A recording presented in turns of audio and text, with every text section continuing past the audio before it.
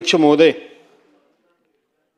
या सभागृहामध्ये गृह, दुग्ध विकास, पशुसंवर्धन, कृषी, मत्स्य व्यवसाय, उद्योग, ऊर्जा, कामगार, खनिकर्म विभाग आणि मराठी भाषा विभाग या विभागाच्या पुरवणी मागण्यांवर चर्चा करण्याकरता म्हणून अध्यक्ष महोदय मी या ठिकाणी उभा आहे। अध्यक्ष महोदय, आता इथे उद्योग मंत्री आणि मराठी भाषा मंत्री सभागृहामध्ये आलेले आहेत। हा अधिवेशनातला दुसरा दिवस मुश्रीफ साहेब आहे। शेवटी आम्ही दुसऱ्या आठवड्यातला पहिला दिवस आहे। दुसऱ्या आठवड्यातला हा पहिला दिवस आहे। अध्यक्ष महोदय, 293च्या प्रस्तावाची वासलात कशी लागली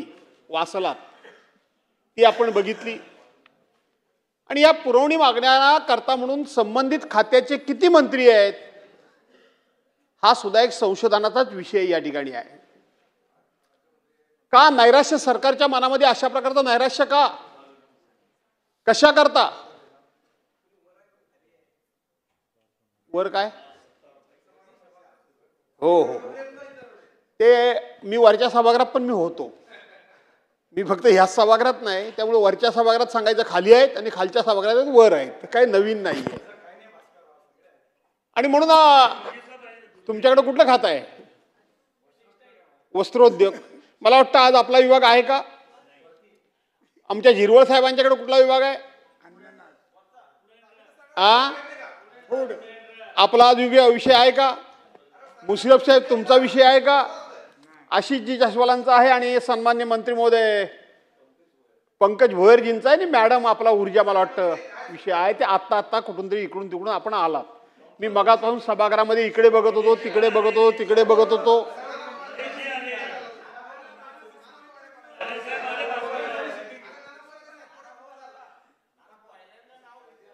आणि म्हणून अध्यक्ष महोदय, या सभागृहामध्ये आपला नियमित अर्थसंकल्प मार्च महिन्यामध्ये मांडला गेला, फेब्रुवारी-मार्च महिन्यामध्ये मांडला गेला आणि अवघ्या 3 महिन्यानं आपण नेहमीच्या रीतीप्रमाणे परंपरेप्रमाणे पुरवणी मागण्यांच्या मान्यतेकरता म्हणून सरकारच्या वतीनं सभागृहासमोर आपण आलेलो आहोत। कितीच्या मागण्या आपण मागितल्या अध्यक्ष महोदय?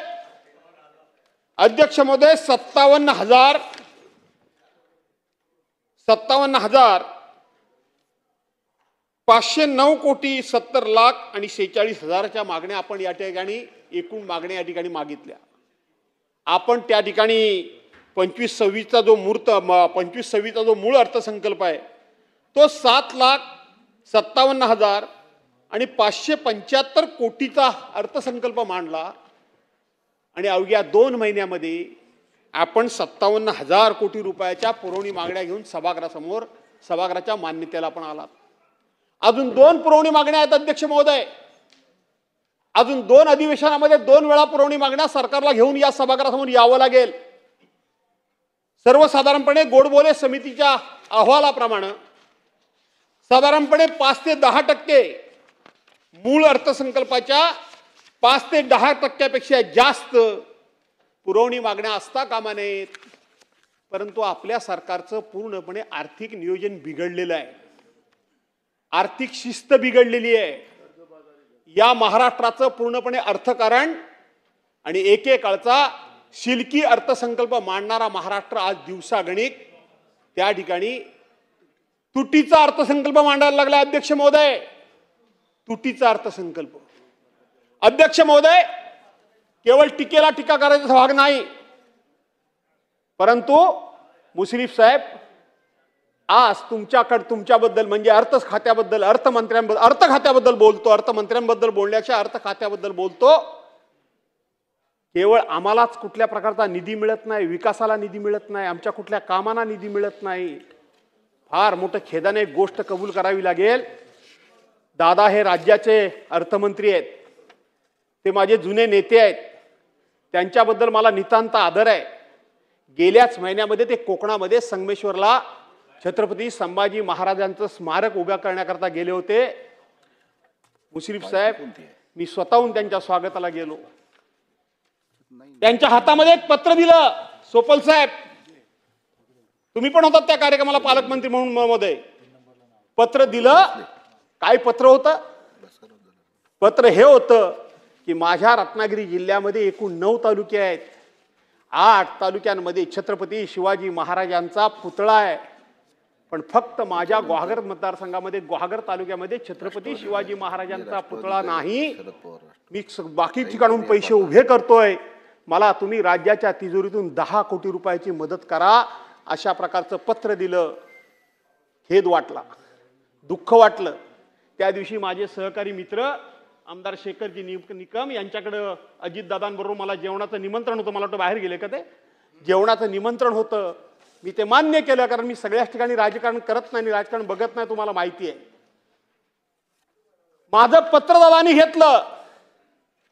दादांना 4-4 वेळा विनंती मी केली, पण दादांनी छत्रपती शिवाजी महाराजांच्या पुतळ्याला पैसे देण्याचा होकार सुद्धा दिला नाही, मान सुद्धा हलवली नाही आणि टसकी मत झाले नाहीत. मंत्री महोदय, मनाला अत्यंत अत्यंत वेदना झाल्या. असंख्य इंगळ्या डसल्या, असंख्य इंगळ्या डसल्या. कोण जेवणार तुमचं जेवण? कोण तुमच्या बरोबर बसणार? शेवटी लाल मातीतला कार्यकर्ता आहे. काहीतरी आम्हाला मान नाही तर पण स्वाभिमान तर निश्चितपणे आहे.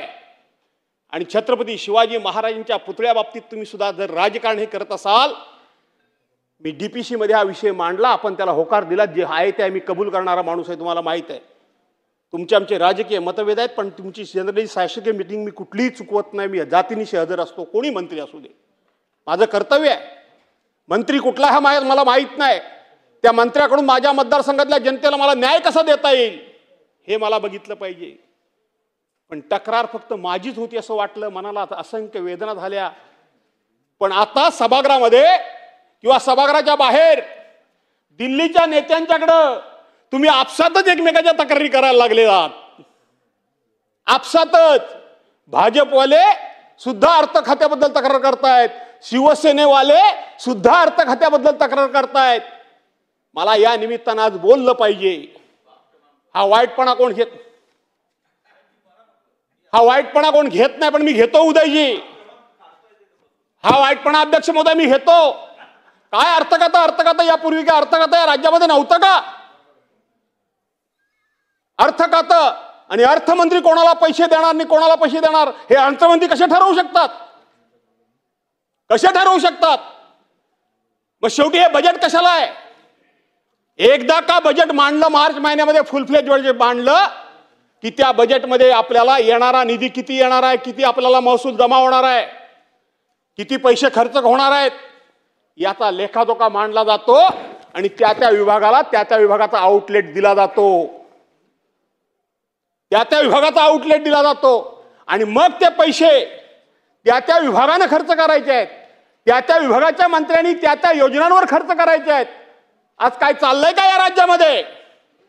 अर्थमंत्र्यांनी ठरवायचं कुठल्या खात्याला पैसे द्यायचे, कुठल्या आमदारला पैसे द्यायचे, कुठल्या मंत्र्याला पैसे द्यायचे, कुठल्या कामाला पैसे द्यायचे. अशा प्रकारचा अर्थसंकल्प असतो काय? अशा प्रकारचा अर्थसंकल्प असतो? असा अर्थसंकल्प असत नाही.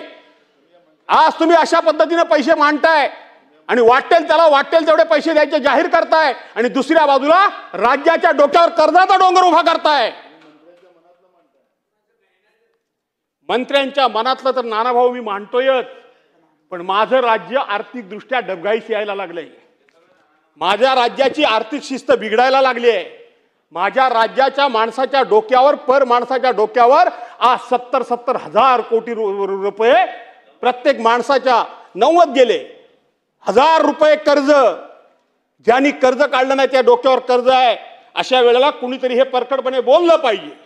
करून काय करणार आहात तुम्ही? करणार काय आहात? आमचं विकासाचं काम तुम्ही करणार नाही, करतच नाही आहात. तुम्ही एखाद्या ठिकाणी आम्हाला वैयक्तिक अडचणीत आणू शका, त्याची ना परवा ना चिंता. अशा अनेक अडचणी आम्ही सामना करतोय अडचणींचा. त्याचा पाडा कधी आम्ही वाचत नाही, पण आम्हाला काही अडचणी थोड्या उभ्या केल्या जातात. पण शेवटी तत्वाकरता, ध्येयाकरता आणि राज्याच्या हिताकरता कुणीतरी हे बोलायला पाहिजे, कुणीतरी हा वाईटपणा घ्यायला पाहिजे, कुठली पद्धत आली ही? सर्वसाधारणपणे अर्थ खातं हे सगळ्या मंत्र्यांनी सगळ्या सरकारनी चालवण्याचं खातं आहे, कोणा एका मंत्र्यांनी चालवण्याचं ते खातं नाहीये, एका मंत्र्यांनी चालवण्याचं खातं नाहीये. आणि म्हणून या निमित्तानं मी बोलायला जाणीवपूर्वक उभा राहिलोय की 57,000 कोटी रुपयाच्या तुम्ही पुरवण्या मागण्या मागितल्यात, पुरवण्या मागण्या मागितल्यात. आज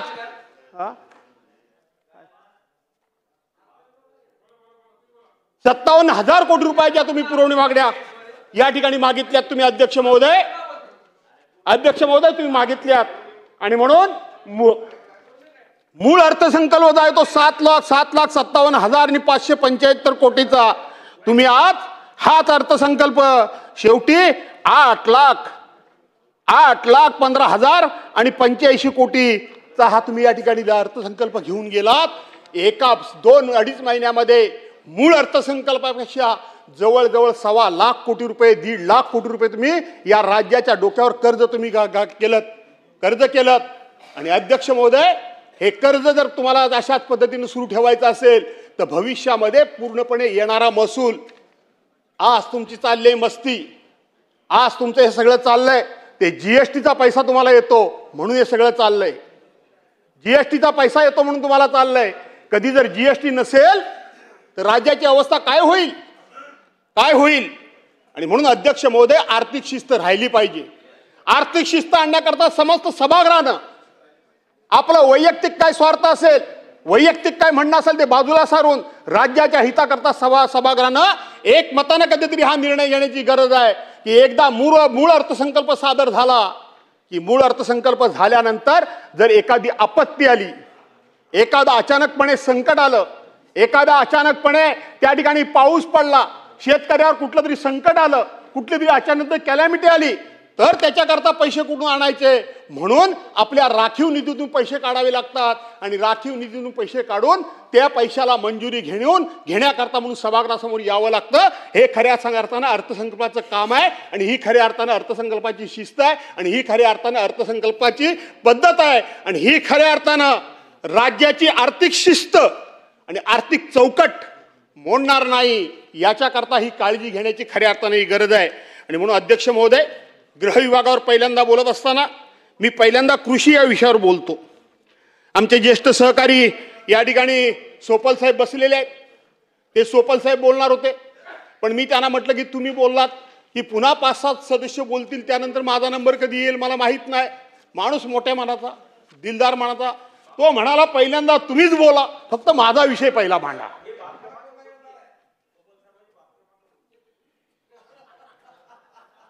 असं आहे अध्यक्ष महोदय की या ठिकाणी बाब क्रमांक 42, पान क्रमांक 29, बाब क्रमांक 43, पान क्रमांक बाप नव्हे हा, बाब नाही तर बाप म्हणाल तुम्हाला मी बोललो म्हणून तुम्ही माझ्यावर ऑब्जेक्शन घ्याल की माझा बाप काढला आहे. तयारी डॉक्टर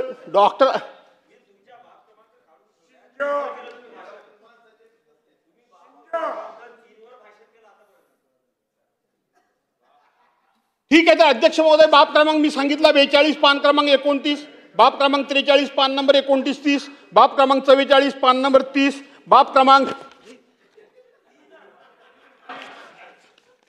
48, पान क्रमांक 32-33, बाब क्रमांक 49, पान क्रमांक 33-34, बाब क्रमांक 50, पान क्रमांक 34, या सगळ्यावर एकत्रितपणे बोलतो अध्यक्ष महोदय, या सगळ्यावर एकत्रितपणे बोलतो.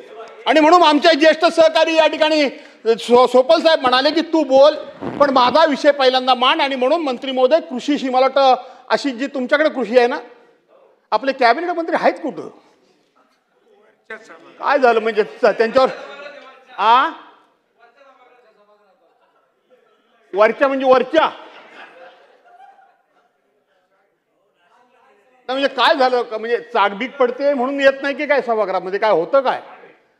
बरं असू दे, अशी जी तुम्ही आहात ना काय हरकत नाही. आणि म्हणून सन्मान्य सोपल साहेबांचं हे मी माझं मांडणं म्हणण्याच्या त्यांचा विषय म्हणून त्यांचं नाव घेऊन मी जाणीवपूर्वक या ठिकाणी मांडतोय. त्यांच्या जिल्ह्यातली प्रधानमंत्री पीक विमा योजना जी बार्शी तालुक्यामध्ये आहे त्याच्यामध्ये विमा रक्कम 115 कोटी रुपये मंजूर झाली आणि त्याच्यामध्ये 90,000 शेतकरी लाभार्थी होते. परंतु त्यापैकी 115 कोटीपैकी वितरित किती झाले मंत्री महोदय? 65 कोटी झाले. शेतकरी किती होते?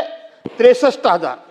प्रलंबित रक्कम ही राहिली 49 कोटी आणि त्यातले शेतकरी जे लाभार्थी आहेत ते 27,000 शेतकरी त्या लाभापासून वंचित राहिलेले आहेत. याचं कारण एकच सांगितलं जातं अध्यक्ष महोदय, की शेतकरी किंवा अधिकारी शेतकऱ्यांना जे कारण सांगतात ते सांगतात की केंद्र आणि राज्य सरकारचा दुसरा हप्ता आला नाही म्हणून आम्ही तुम्हाला पैसे देत नाही. तुमच्या उत्तराच्या भाषणामध्ये ही खरी गोष्ट आहे का? जर ही गोष्ट खरी असेल तर खरी म्हणून कबूल करा. जर हे देणं नसेल तर हे वितरित झाले का आणि अधिकाऱ्यांच्या लेवललाच ते पडून आहे का त्याची माहिती द्या. आणि याच्या उपर हे जर पैसे आलेच नसतील तर आपण दुसरा हप्ता कधी देणार हे सुद्धा या ठिकाणी सभागृहाला सांगा. अध्यक्ष महोदय, या ठिकाणी दुसरा जो विषय आहे तो विषय म्हणजे आमच्या कोकणातला विशेष करून मत्स्य शेतीबद्दलचा विषय या ठिकाणी आहे. मत्स्य विकास मंत्री सभागृहामध्ये आहेत. त्यांनी मला थोडंसं सांगितलं तर बरं होईल. मासेमारी बंदरे जेटीच्या बांधकामासाठी म्हणजे 53 मोठी बांधकामे हे नवीन उद्दिष्ट शीर्ष कार्यान्वित करण्याकरता 1,000 इतकी लाक्षणिक तरतूद करण्याचे ठरवण्यात आले आहे. बाब क्रमांक डॉक्टर 61 आणि पान क्रमांक 40 त्याच्यामध्ये हे विशेष आहे. ही 1,000 रुपयामध्ये आपण कशा पद्धतीचे बांधकामं बांधणार आहात? कशा पद्धतीची ही मोठमोठी बंदरं उभी करणार आहात? केंद्र सरकारच्या निधीतून उभं करणार आहात. आणि केंद्र सरकारचा निधी जर घ्यायचा असेल आणि जर हेड नसेल हे तर हे हेड ओपन करण्याकरता म्हणून 1,000 रुपयाची तरतूद हे त्या हेड ओपन करण्याकरता म्हणून करावी लागते. हे मला मान्य आहे, कारण हा नवीन विषय असेल, कदाचित नवीन योजना असेल किंवा नवीन हे हेड ओपन करायचं असेल म्हणून 1,000 रुपये. परंतु आपल्या कोकणामध्ये आज बांद्राची अवस्था काय आहे? आज संरक्षण बांधाऱ्यांची अवस्था काय आहे? आज उधाणाचं पाणी पाऊस पडतोय. आज नदीच्या आपल्या समुद्राच्या किनारी राहणारे जे मच्छीमार बांधव आहेत ते चारी बाजूने धोक्यात आहेत. हे तुम्हाला मान्य करावं लागेल. चारी बाजूने धोक्यात आहेत. दुसरेही कोकणातले मंत्री या ठिकाणी आहेत. तुम्ही मुश्रीफ साहेब त्या ठिकाणी काही वर्ष पालकमंत्री होतात. वर्षानुवर्ष ही मंडळी आपला जीव मुठीत धरून त्या ठिकाणी जगतीये.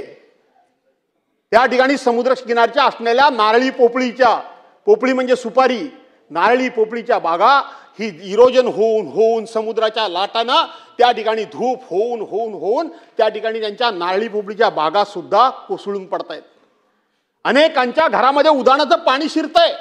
अचानकपणे अमावास्या पौर्णिमेला समुद्राचं पाणी भरतीवर एकदम वाढून येतं आणि त्यावेळेला कितीतरी लोकांच्या घरामध्ये पाणी शिरून त्या लोकांना त्यांचा जीव अतिशय धोक्यात आलेला असतो. आणि म्हणून आपण या ठिकाणी कोकणाकरता खास बाब मी विरोधी पक्षाचा असल्यामुळं माझ्याकरता नाही पैसे दिले तरी चालतील, ते तुम्ही करणारच आहात. आम्हाला पैसे देणार नाहीत हे आम्हाला माहितीच आहे.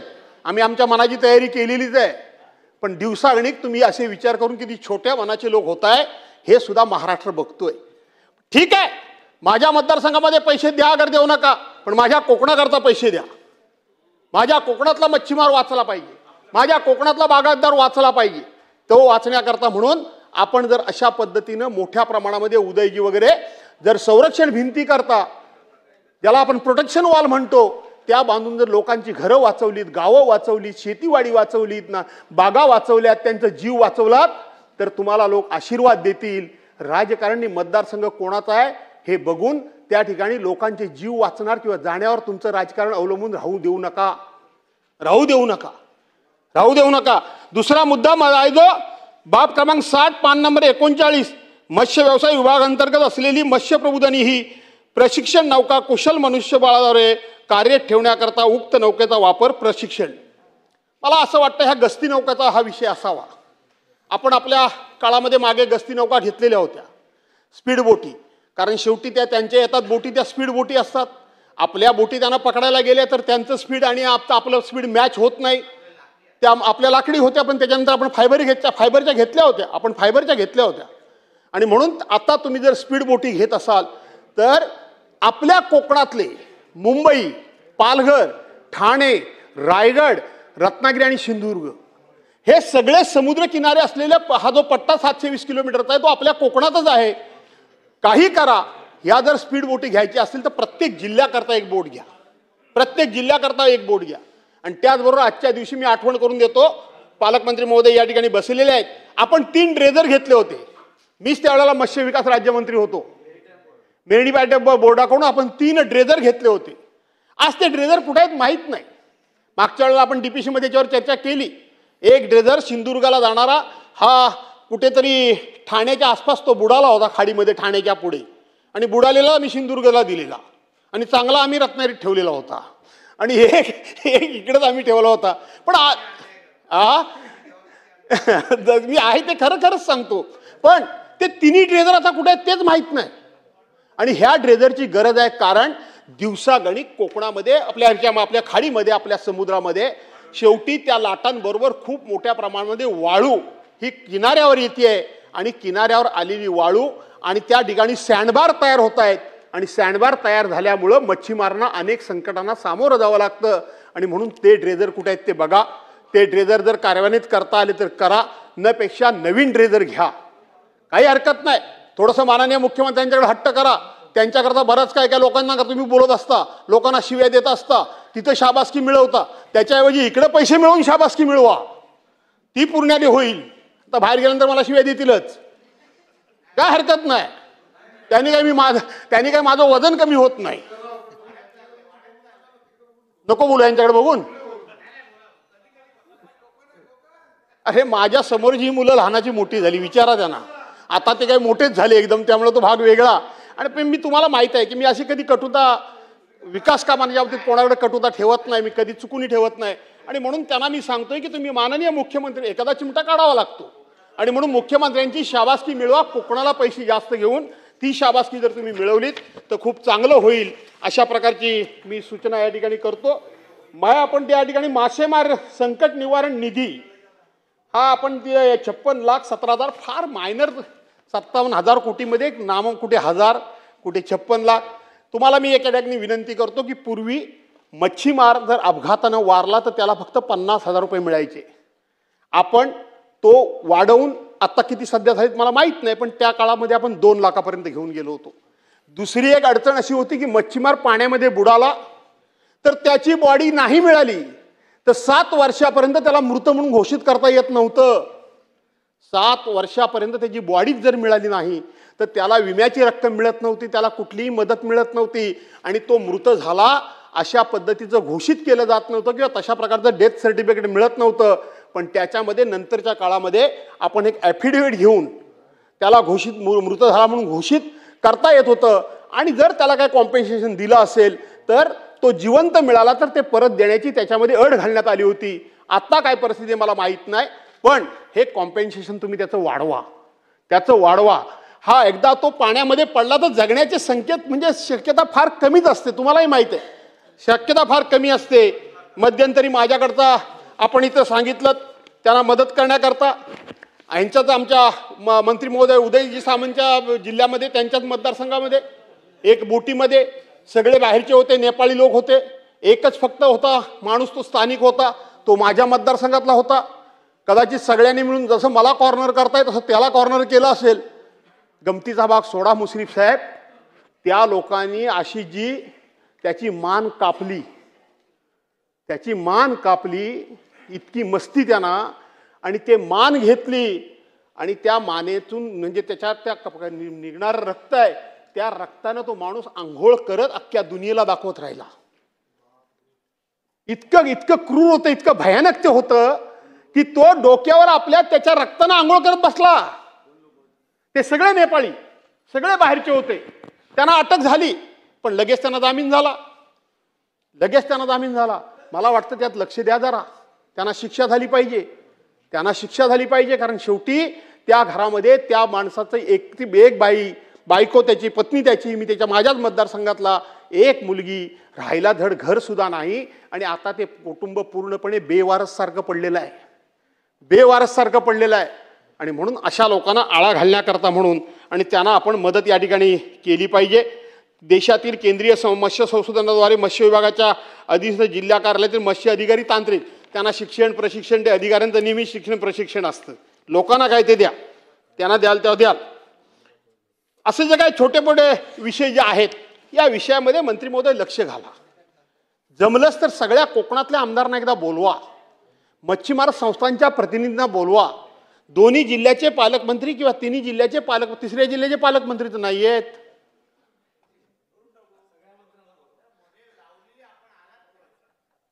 नाही नाही, असं होऊच शकत नाही. मला बोलवलं असेल, माहिती घ्या तुम्ही. अहो तुम्ही एक काम केलं असेल, सर्वांना बोला, भास्करला बोलवू नका. मी कुठेही गेलो ना तरी मी सरकारी मीटिंग चुकवत नाही.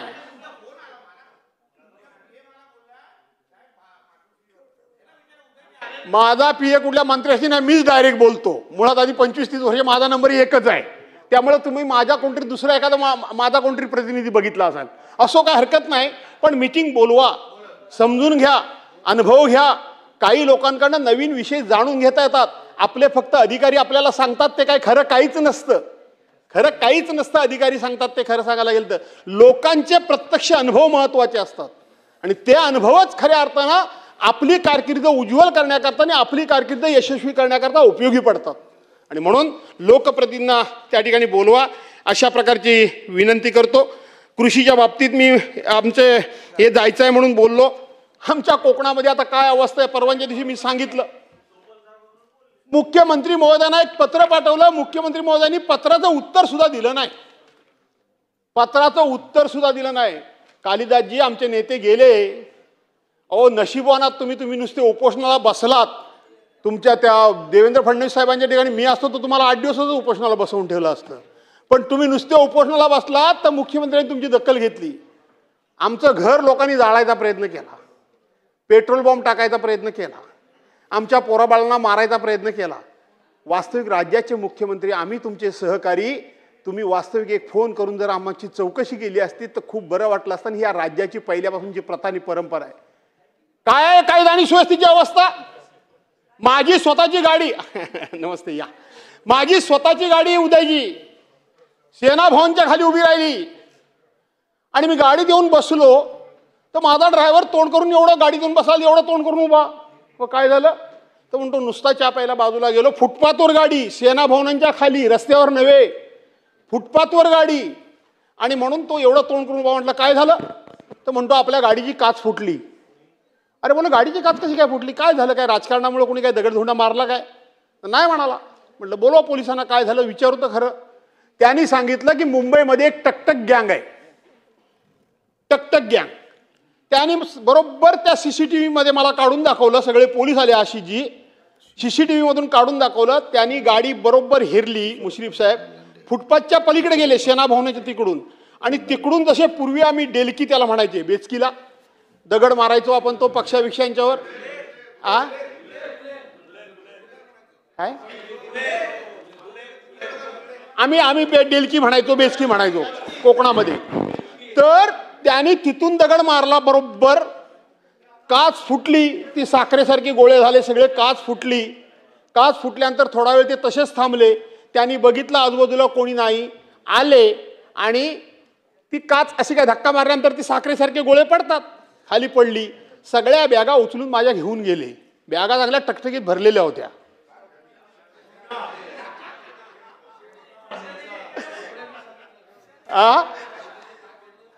अहो ज्या दिवशी आपलं अधिवेशन संपलं तो माझा बाळबिस्तारा मोठा माझ्याबरोबर तयार असतो.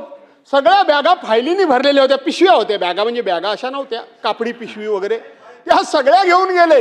त्या व्यवस्थितपणे बांधून ठेवलेल्या. त्यांच्या मनात म्हटले साला बरंच काहीतरी घबाड मिळालेलं दिसतंय. मुद्दा गमतीचा सोडा, 1.5 वर्ष होऊन गेलं. आशिषजी अनेक वेळा पोलिसांना विचारलं त्या टकटक गँगचं काय झालं. आता आपण आपली दुःख सांगायची नसतात. ही जर आपली अवस्था असेल तर सामान्य माणसाची दखल कधी घेतली जात असेल. हे सेना भवनच्या खाली भर रस्त्यावर होत असेल. 5 पथकं नेमली, 5 पोलिसांनी. हल्ली पथक हा प्रकार भारी झालाय. तो वाल्मिक कराड शोधायला 150 पथक, तो शिवाजी महाराजांचा पुतळा पडला त्याला 25 पथक, आणखीन कुणी काय बलात्कार केला त्याला 25, त्या अक्षय शिंदेला पकडली शाळेमध्ये त्याला 10 पथक. आणि सगळे मिळाले कुठं? ही पथकं काय काय त्या ठिकाणी काय सहलीला जातात की काय, पर्यटनाला जातात की काय? तो शेवटी वाल्मिक कराड स्वतः हजर झाला. पथकाने काय केलं? तो अक्षय शिंदे तिथंच डोंबिवलीलाच मिळाला. पथकाने काय केलं? त्याच्यानंतर दुसरं कोणाचं मी नाव घेतलं, तो पण तिथं शिवाजी महाराजांचा पुतळा पडला, तो सुद्धा घरीच मिळाला. पथकाने काय केलं? कसलं पथक? काय पथक? सरकारी पैशानं हे लोक पर्यटनाला जातात की काय पोलीस? काय यांचं बँड पथक झालंय तुम्ही म्हणता तसं. आणि म्हणून यांच्यावर दखल घेण्याची गरज आहे. अध्यक्ष महोदय, दुसरा एक विषय आहे. परवांच्या दिवशी आमच्या गुहागरमधला एक नाटेकर नावाचा माणूस कारल्याला त्या ठिकाणी एकविरा आईच्या दर्शनाला आला. एकविरा आईच्या दर्शनाला आला, दर्शन केलं आणि गर्दी होती म्हणून तिथल्या बाजूच्या बंगल्याच्या कंपाऊंड मध्ये त्यांनी गाडी रिव्हर्स घेऊन फक्त गाडी वळवली. मुश्रीफ साहेब त्याचा पाठलाग करून त्याला चेचून मारला. कंपाऊंड वॉलच्या दरवाजाला टच झाली का? नाही. त्याच्या गेटला काय धक्का लागला काय? नाही. त्याचं काय नुकसान झालं काय? नाही. ते नाना तऱ्हेनं तो हातापाय पडत होता. अरे मी नुसती गाडी वळवली, मला सोडा, तुमचं काय म्हणणं असेल ते करा. त्याला अक्षरशः मंत्री महोदय पुण्याला, लोणावळ्याला, कार्लाला, एकविराई देवीच्या त्या रस्त्यावर ठेचून मारला. काय चाललंय का हे? काय चाललंय का हे अध्यक्ष महोदय? त्याला अक्षरशः ठेचून मारला. आणि म्हणून ठेचून मारला. आणि दुसऱ्या दोनच मुद्दे सांगतो आणि मी भाषण माझं बंद करतो, कारण शेवटी या मगापासून सगळ्यांचीच भाषणं होत आहेत. खरं तर ह्या सप्लिमेंटरीवर भाषणं करायची नसतात, बाप क्रमांकाने सांगायचं असतं आणि पुढे पळत जायचं असतं, पण चाललेत भाषणं. तर उदार झालेत. आपलं पीठासन अधिकारी त्याचा फायदा घ्यायचा. थांबा जरा 2 मिनिटं, 2च मिनिटं. 2 मुद्दे मी फक्त माननीय मुख्यमंत्री महोदयांच्या लक्षात आणून द्या. मुळे सगळी शहरं ही खाडी किनारी, समुद्र किनारी वसलेली असल्यामुळं तिथली स्थानिक पोलीस स्टेशन आहेत. प्रत्येक ठिकाणी स्थानिक पोलीस स्टेशन आहेत आणि सगळा रस्ता हा आपला शहरातून जातो. कशा करता हे एवढे पोलीस? 10, 15, 20 पोलीस गाडी घेऊन उभी, येणारी प्रत्येक गाडी उभी करतात. एकदा स्पष्ट करा की त्यांना कोणता अधिकार आहे, कोणता अधिकार नाही. छळतात अक्षरशः. कॅमेरा मारायचा, मग तो बिचारा येतो, मग चल तुझा डिलीट. ऐकला नाही की म्हणायचं तुझा डायरेक्ट तिकडे गेलाय मेसेज. आणि तुम्ही पण सांगता एकदा त्याचा फोटो काढला की त्याचा मेसेज डायरेक्ट जातो. तो खऱ्या कॅमेऱ्यात मारला तर डायरेक्ट जाईल, डुप्लिकेट कॅमेऱ्यात फोटो काढला तर कसा जाईल? कसा जाणार आहे? आणि म्हणून बाकी महाराष्ट्रात काय करायचं ते करा, पण त्या कोकणामध्ये मात्र हे तुमचे जे काही पॉइंट आहेत ते कमी करा. कारण आम्ही रोज गाडीनं प्रवास करतो, लोक आम्हाला ओळखतात आणि मग रस्त्यावर दाखवतात, ओ साहेब बघा हो, आमची लहान पोरं बाळा येतो, 2 तास झाले हा सोडायला तयार नाही. अरे काय झालं? कशामुळं? नाही, कागदपत्र आहेत, सगळे आहेत, पण जाऊन तिकडे उभा राहिला एका कोपऱ्यात. आता बोललं तर वाईट वाटेल. पूर्वीच्या काळामध्ये एक वाल्या कोळी होता, आता आमच्याकडे प्रत्येक झाडाच्या आड एक वाल्या कोळी तुमचा असतो, प्रत्येक ठिकाणी. आणि म्हणून त्यांना कमी करा आणि लोकांचा त्रास कमी करा, अशा प्रकारची या ठिकाणी विनंती करतो. पुन्हा एकदा या मागण्यांना विरोध करत असताना विरोधाचं कारण मी तुम्हाला स्पष्टपणे सांगितलंय की राज्याची आर्थिक स्थिती बिघडू देऊ नका. राज्याचे अर्थमंत्री म्हणजे ठरवतील त्यांना धडवल ते पैसे. अशा पद्धतीने अर्थखातं चालू शकत नाही आणि अशा प्रकारचं अर्थखातं असू शकत नाही. आणि जे दादांना सांगा, छत्रपती शिवाजी महाराजांच्या पुतळ्याला तुम्ही विरोध केला होता, तुम्ही खूप मोठे आहात, तुम्ही नेते आहात, पण शेवटी शिवाजी महाराजांकरता भास्कर संघर्ष केल्याशिवाय राहणार नाही, एवढंच तुम्हाला सांगतो आणि या पुरवणी मागण्याला विरोध करतो.